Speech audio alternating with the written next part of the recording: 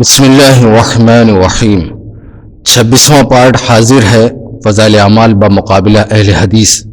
آئیے سب سے پہلے معراج ربانی صاحب کی زبانی فضائل اعمال کے واقعے پر اعتراض سنیے کہ حضرت خضر نے ایک ابدال کتب میں بتا چکا ہوں، صوفی اور برہمن، صوفی اور شیطان، یہ سب صوفی ہیں خبیث، یہ سب صوفیوں کے چوزے ہیں، یہ سب نماز روزے کی آڑ میں مسلمانوں کے ایمان اور عقیدے کو لوٹ رہے ہیں اور مسلمانوں کے ایمان اور عقیدوں کو برباد کر رہے ہیں۔ یہ تبلیغی جماعت یہودیوں کی اور نصرانیوں کی بنائی ہوئی جماعت ہے جو مسلمانوں کے ایمان اور عقیدوں کو کھوکھلا کر رہی ہے، اور یہ میں ڈنکے کی چوٹ پر کہہ رہا ہوں۔ اور ہے کوئی مائی کا لال ہمارے ملکوں کے اندر جو آ کے اس موضوع پر ربانی سے بحث کر لے، اور آؤ اس کتاب کے حوالے سے میں تمہیں یہودی اور نصرانی نہ ثابت کروں تو اس دن تم مجھے جو سزا دینا چاہو دے لو۔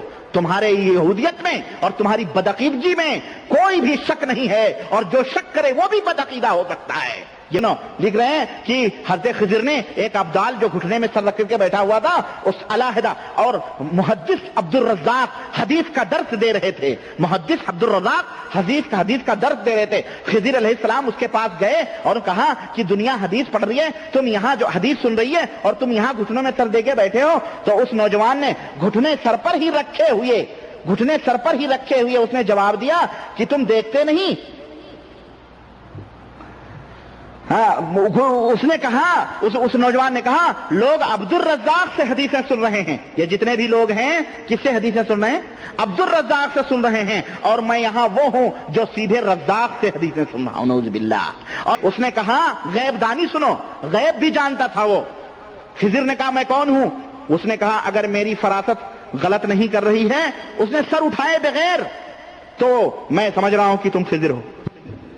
میں سوچ رہے ہیں ہم جانتے تھے کہ اللہ ہی ہمارے دلوں کے وسوسوں کو جانتا ہے، یہاں تو باقاعدہ تبلیغی جماعت کے بزرگان دین بھی دلوں کے وسوسوں کو جانتے ہیں۔ اور جیسا کہ آپ نے معراج ربانی صاحب کی زبانی فضائل اعمال کے واقعے پر اعتراض سنا، آئیے ہم یہی واقعہ اہل حدیث کے اکابر سے پیش کرتے ہیں کہ انہوں نے بھی اپنی کتاب میں اس کو نقل کیا ہے۔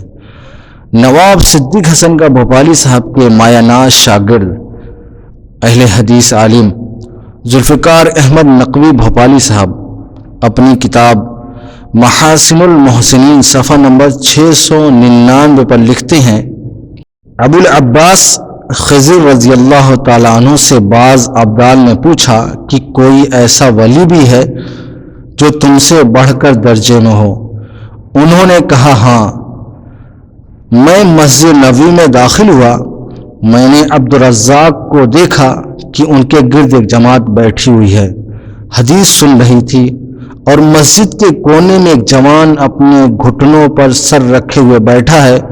میں نے اس سے کہا اے جوان، تو کیا ان لوگوں کو نہیں دیکھتا ہے کہ رسول اللہ صلی اللہ علیہ وسلم کی حدیثیں عبد الرزاق سے سن رہے ہیں؟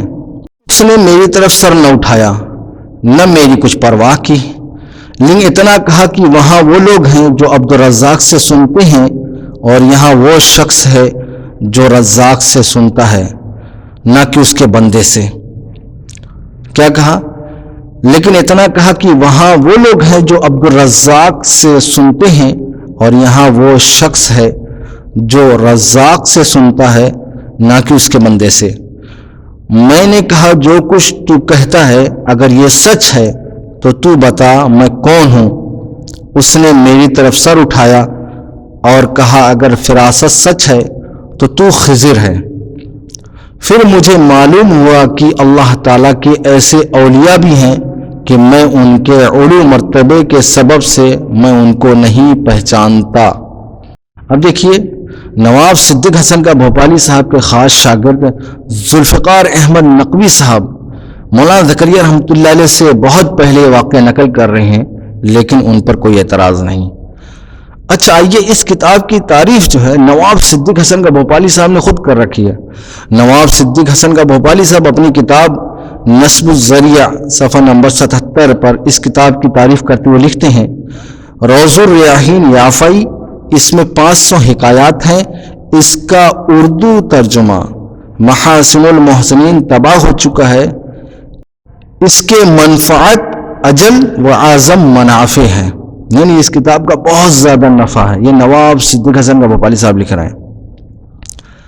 اسی طرح نواب صدیق حسن کا بھوپالی صاحب خیرت الخیرہ صفحہ نمبر 5 پر لکھتے ہیں، ابو یزید بستامی رحمۃ اللہ علیہ علماء عصر سے کہا کرتے تھے کہ تم نے اپنے علماء رسوم سے، تم نے علم جو ہے اپنے علماء رسوم سے میتن ان میت لیا ہے، ہم نے علم اپنا حی لا یموت سے حاصل کیا ہے، یعنی اللہ تعالیٰ سے حی لا یموت سے حاصل کیا ہے۔ دیکھیے نواب صدیق حسن کا بھوپالی صاحب نقل کر رہے ہیں خیرت الخیرہ میں۔